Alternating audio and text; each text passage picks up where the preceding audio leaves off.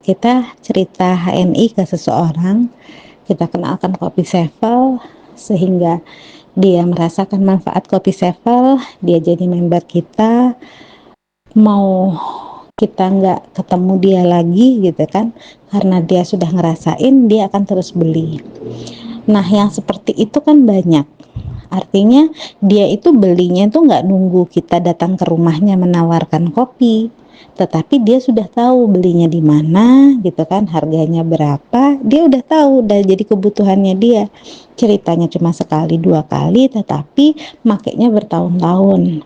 Pastinya mereka yang hadir pasti merasakan kan, pernah ngerekrut orang sampai sekarang orangnya meskipun nggak pernah datang pertemuan, nggak pernah datang HS, tapi dia rutin pakai gitu, karena cerita kita dulu. Itu satu investasi, itu satu nilai aset besar. Artinya kita nggak datang lagi nawarin produk itu, tapi dianya udah rutin beli terus karena udah jadi kebutuhan.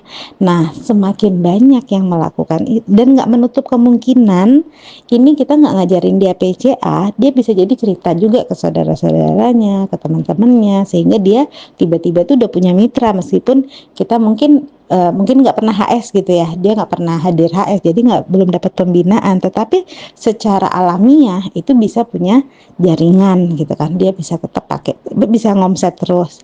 Efek dari kerjaan kita satu kali, tapi bisa imbasnya selamanya gitu kan. Apalagi kalau di maintenance, dirawat, dimasukkan di grup WA gitu kan, dikasih info-info berikutnya yang mungkin awalnya cocok Sevel, sekarang bisa nambah lagi pakai produk yang baru, Penoway misalnya, dia jadi cocok juga sama yang itu.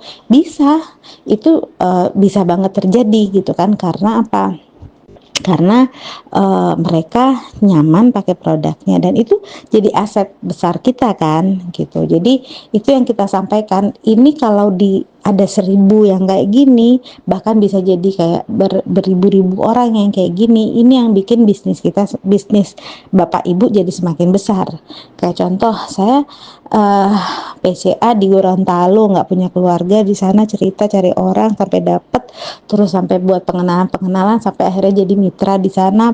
Tiap hari itu HS keliling, pagi di mana, siang di mana, sore di mana, malam di mana tuh HS tiap ke sana, karena nggak bisa full 1 bulan di sana kan, paling seminggu aja, sebulan sekali. Jadi waktu di sana tuh emang dirapel tuh HS-nya, ngedampingin jalur 1, jalur 2, jalur 3 kayak gitu. Apa yang terjadi?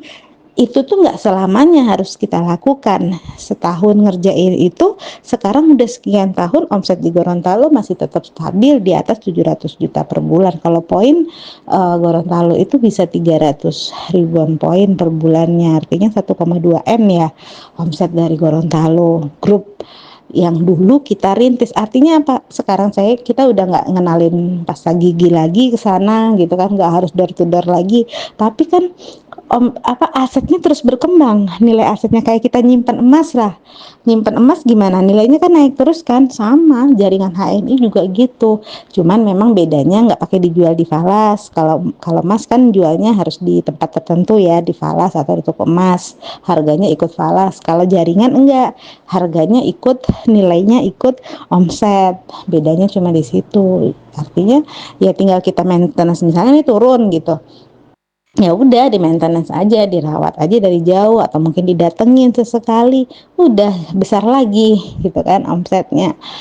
Dan enaknya nggak terbatas area gitu ya, misalnya nih di Pasuruan mau bangun di Jombang bisa, mau bangun di Lamongan bisa kan, kayak gitu. Sama yang dilakukan Pak Nur kan juga demikian.